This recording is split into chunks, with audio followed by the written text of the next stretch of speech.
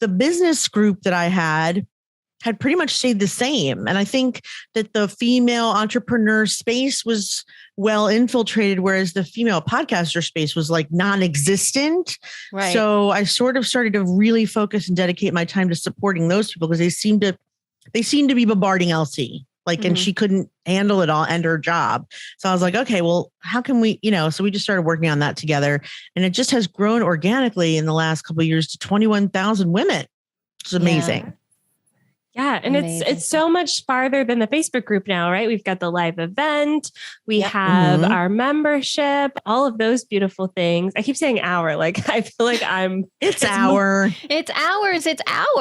It's all, I think, you know what, to some degree, Andrea, I mean, yes, we do, work together to some degree too, because full disclosure, her company helps us with our social media and has for a long time. So we do have a working relationship, and we try to be as careful about being able to really, and I think that that's what it is. There's a difference between having a smaller group, maybe in the thousands, which still is that's a pretty decent group in the thousands. It's a pretty decent group, like just like maybe even 1,000. It's one kind of being able to take care of the group and admin it and stuff. But once you start to hit a threshold of maybe like 10,000 and above, then it becomes a different beast. Like then it becomes something else. Like anything else that is like in a business, I'm sure that's the same thing. It's like you can handle X amount of clients. You're welcome. You're pretty cool with it. And the minute you scale up and now you're having to deal with maybe twice as many, clients, or you're trying to really scale your business up, you really have to think outside the box of how you're going to be able to manage this. Then a team is involved. Outsourcing is involved. Being able to have different things to pay attention to. And also, when Jess started to really work on the event, it's essentially, that's its own thing. You can't do business. You cannot all of a sudden manage all of the things in the same way that they were happening before. And, the amount of people that were commenting in the group for so long was so many people. I mean, it was crazy, where I used to be in there all the time answering so many questions, and then it became too much. It was just like, there's too much stuff in here. I can't handle this anymore.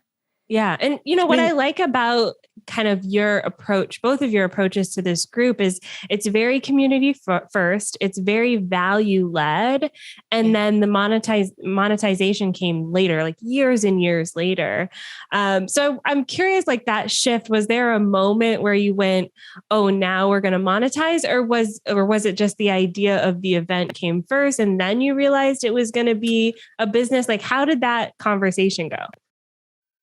Like other people kept saying, like, why are you not monetizing this group? And for a long time, Elsie has a full-time job, and I've already had a business partnership go belly up. So I was just like, if Elsie has a full-time job and I don't, that will cause friction, which will ruin the group. So therefore, I'm not going to put forth any more effort than she is, because if I do, there will cause resentment and jealous. And I just didn't want any of that to happen, because our group and even our relationship is really special. So for a long time, I resisted. And then when other conferences started to happen and we were doing workshops around those conferences, we would try to monetize that. And it was okay. But for whatever reason, it wasn't like the answer to all our problems. And so, then we tried to do like a VIP day at our house. And I think marketing that when it was just the two of us was very difficult. This was before we had hired, we didn't even hire